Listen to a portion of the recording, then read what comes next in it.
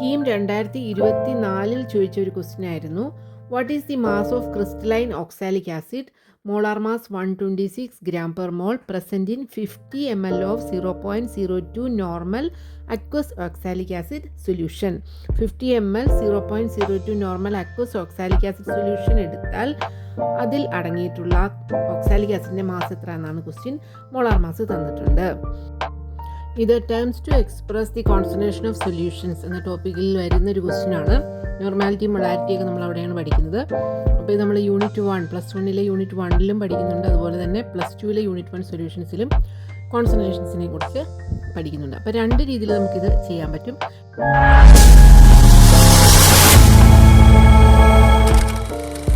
First method നമ്മുടെ normality equation ഉപയോഗിച്ചും second method molarity equation ഉപയോഗിച്ചും. നോർമാലിറ്റിയുടെ ഇക്വേഷൻ നമുക്കറിയാം.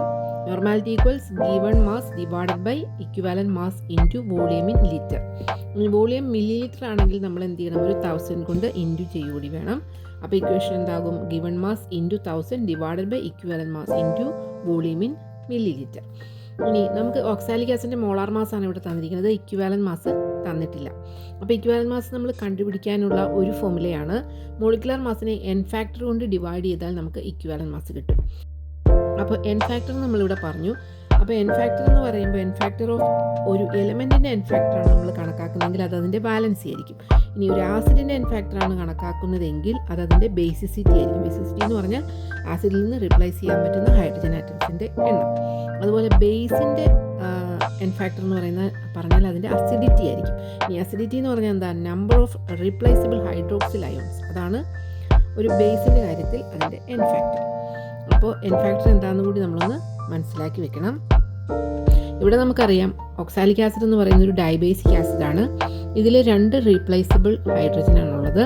അതുകൊണ്ട് ഇതിൻ്റെ ബേസിസിറ്റി 2 ആണ്. അപ്പോൾ മോളാർ മാസായ 126നെ എൻ ഫാക്ടറായ 2 കൊണ്ട് ഡിവൈഡ് ചെയ്യുമ്പോൾ നമുക്ക് എന്ത് കിട്ടും? 63, അതായത് ഇക്വിവാലൻറ്റ് മാസ് ഓഫ് ഓക്സാലിക് ആസിഡ് കിട്ടും. നമുക്ക് കണ്ടുപിടിക്കേണ്ടത് ഗിവൺ മാസാണ്, ഓക്സാലിക് ആസിഡിൻ്റെ മാസാണ്.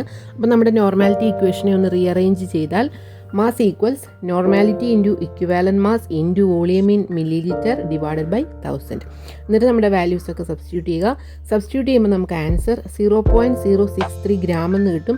പക്ഷേ നമ്മുടെ ഓപ്ഷൻസ് എല്ലാം മില്ലിഗ്രാമിലാണ്. അപ്പോൾ നമുക്ക് മില്ലിഗ്രാമിലാക്കാൻ 1000 കൊണ്ട് ഇൻറ്റു ചെയ്യുക.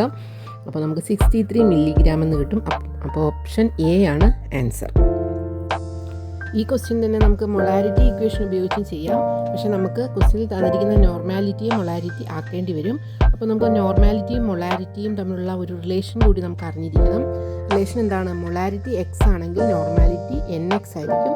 എൻ എന്ന് പറഞ്ഞാൽ എൻ ഫാക്ടറാണ്. അപ്പോൾ ഇവിടെ നമുക്കറിയാം നമ്മുടെ ഓക്സാലിക് ആസിഡ് ഒരു ഡൈബേസിക് ആസിഡാണ്. അപ്പോൾ എൻ ഫാക്ടർ 2 ആണ്. അപ്പോൾ മൊളാരിറ്റിയുടെ ഇരട്ടി ആയിരിക്കും നോർമാലിറ്റി, അല്ലെങ്കിൽ നോർമാലിറ്റിയുടെ പകുതി ആയിരിക്കും മൊളാരിറ്റി. അപ്പോൾ ഇവിടെ നമുക്ക് ക്വസ്റ്റ്യനിൽ നോർമാലിറ്റി 0.02 നോർമൽ എന്ന് തന്നിട്ടുണ്ട്. അപ്പോൾ മൊളാരിറ്റി അതിൻ്റെ പകുതി ആയിരിക്കും 0.01 മോളാർ. അപ്പോൾ നമ്മളിനി നമ്മുടെ മൊളാരിറ്റി ഇക്വേഷനിൽ സബ്സ്റ്റിറ്റ്യൂഷൻ ചെയ്താൽ മതി. അപ്പോൾ മൊളാരിറ്റി ഇക്വേഷൻ എന്താണ്? Mass into 1000 divided by molar mass into volume of solution in millilitre. അപ്പോൾ നമുക്ക് മാസാണ് കണ്ടുപിടിക്കേണ്ടത്. ഒന്ന് റീഅറേഞ്ച് ചെയ്യുമ്പോൾ mass equals molarity into molar mass into volume of solution in millilitre divide by 1000. Values എല്ലാം substitute ചെയ്യുമ്പോൾ നേരത്തെ കിട്ടിയതുപോലെ തന്നെ നമുക്ക് 0.063 gram എന്ന് കിട്ടും. അതിനെ മില്ലിഗ്രാം ആക്കുമ്പോൾ 63 milligram. അപ്പോൾ ഈ ക്വസ്റ്റ്യൻ ചെയ്തപ്പോൾ നമ്മൾ പഠിച്ച എല്ലാ ഇക്വേഷൻസും നമ്മളൊന്ന് ഓർത്ത് വയ്ക്കുക. പല ക്വസ്റ്റ്യൻസും ചെയ്യുന്നതിന് നമുക്കിത് ആവശ്യമായി വരും. അപ്പോൾ അടുത്ത ക്വസ്റ്റ്യനുമായിട്ട് നമുക്ക് അടുത്ത വീഡിയോയിൽ കാണാം. ഓക്കെ.